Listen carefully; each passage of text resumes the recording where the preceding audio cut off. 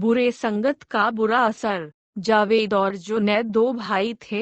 दोनों एक ही स्कूल में पढ़ा करते थे और यहाँ तक कि एक ही क्लास में।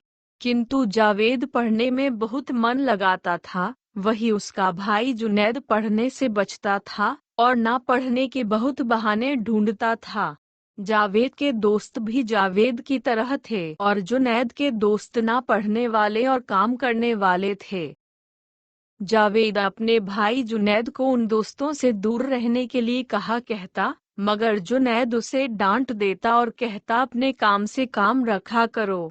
जुनैद के दोस्त घर से स्कूल जाने के लिए निकलते और रास्ते में कहीं और चले जाते, कभी पार्क में बैठते, कभी क्रिकेट खेलते और कभी फिल्म देखा करते थे।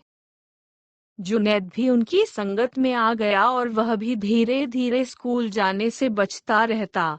जुनैद भी उन दोस्तों के साथ बाहर में खाना पीना और घूमना करता।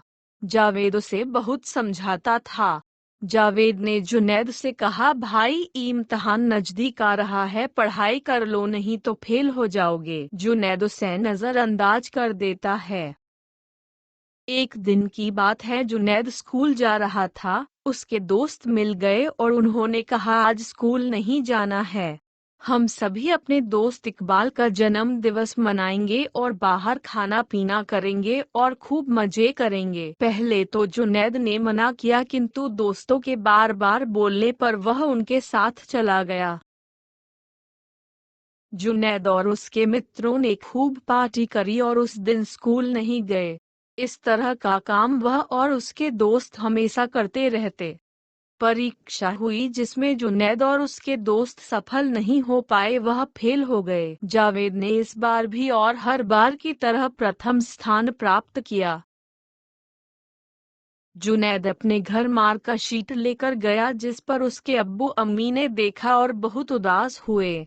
उन्हें उदासी हुई कि एक मेरा बेटा इतना अच्छा पढ़ने में है और दूसरा इतना नालायक। जुनैद किसी भी विषय में पास नहीं हो पाया। जुनैद के अब्बू अम्मी को बहुत दुखी हुई। उन्होंने किसी से कुछ नहीं कहा, मगर अंदर ही अंदर वह बहुत दुखी होते रहे। उन्होंने सोचा कि अब मैं दूसरे लोगों को क्या बताऊंगा कि मेरा बेटा एक भी विषय में पास नहीं हो पाया। इस प्रकार अब्बू अम्मी को जुनैद ने बहुत चिंतित वह दुखी देखा, जिस पर उसे भी दुख हुआ। जुनैद ने अपने अब्बू अम्मी को भरोसा दिलाया कि मैं अगली परीक्षा में सफल होकर दिखाऊंगा। जुनैद ने अपने उन सब दोस्तों को छोड़ दिया जिन्होंने उसकी सफलता में उसका मार्ग रोका था। उन सभी छल और कपट करने वाले दोस्तों को छोड़कर अपनी पढ़ाई में ध्यान लगाया।